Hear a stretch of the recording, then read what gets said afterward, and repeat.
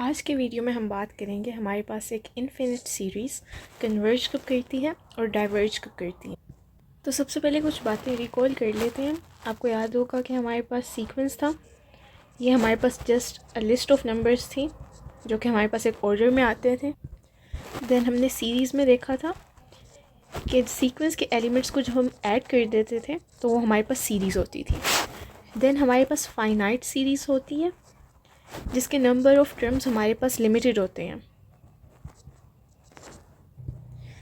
Then हमने देखा था इनफिनिट सीरीज़ में हमारे पास टर्म्स फॉर एवर ऐड होते ही रहते हैं। फॉर एग्ज़ाम्पल हमारा first term, then second term, up to so on, इसका कोई लास्ट टर्म नहीं होता हमारे पास।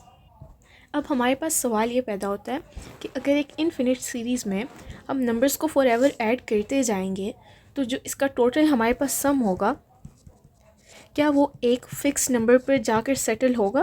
क्या हमारे पास एक कोई फ़िक्स्ड आंसर आ सकता है इसका?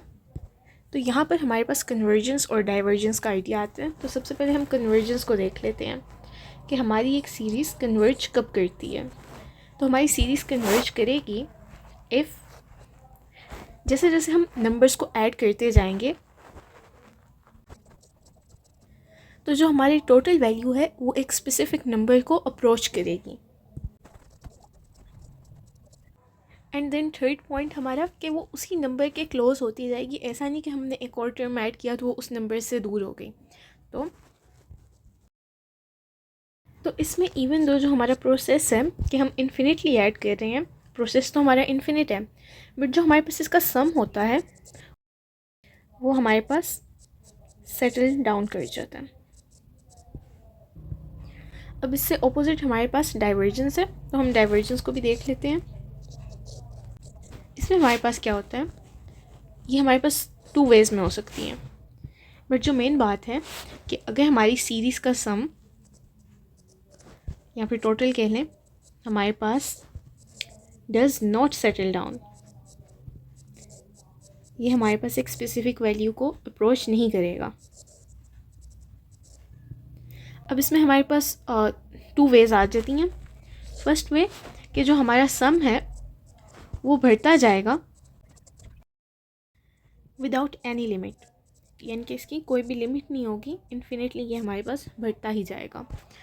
और सेकंड जो वे हमारे पास आ जाती है वो ये है कि हमारा सम जंप अराउंड करता रहेगा, वो किसी भी फिक्स वैल्यू को अप्रोच नहीं करेगा।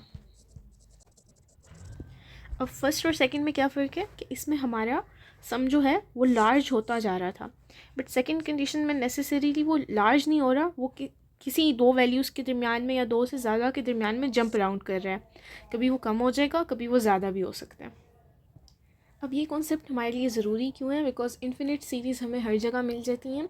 फ़िज़िक्स में हमने जब मोशन को अप्रोक्सीमेट करना होता है या फिर वेव्स और फोर्स वगैरह को, तब हम इन्हें यूज़ करते हैं। कंप्यूटर साइंस में एल्गोरिथम्स को एनालाइज करने के लिए यूज़ होता है, और इंजीनियरिंग में सिग्नल्स और सर्किट में यूज़ होती हैं इन्फिनिट सीरीज़।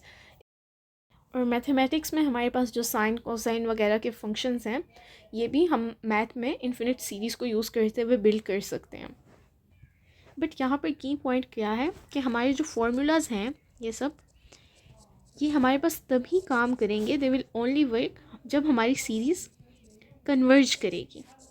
और अगर हमारी सीरीज़ जो है वो डाइवर्ज कर रही है तो हम फिर किसी मीनिंगफुल वे में इन फार्मूलाज को यूज़ नहीं कर सकते। तो कन्वर्जेंस और डाइवर्जेंस को अंडरस्टैंड करना हमारा फर्स्ट स्टेप है, ये अंडरस्टैंड करने में कि इनफिनिट प्रोसेसेस को हम कैसे एक फाइनाइट या फिर यूज़फुल नंबर को हासिल करने के लिए यूज़ कर सकते हैं। तो आज हमने एक बेसिक्स आइडिया ही देखा है कन्वर्जेंस और डाइवर्जेंस का। नेक्स्ट लेक्चर में हम पार्शियल सम्स को देखेंगे।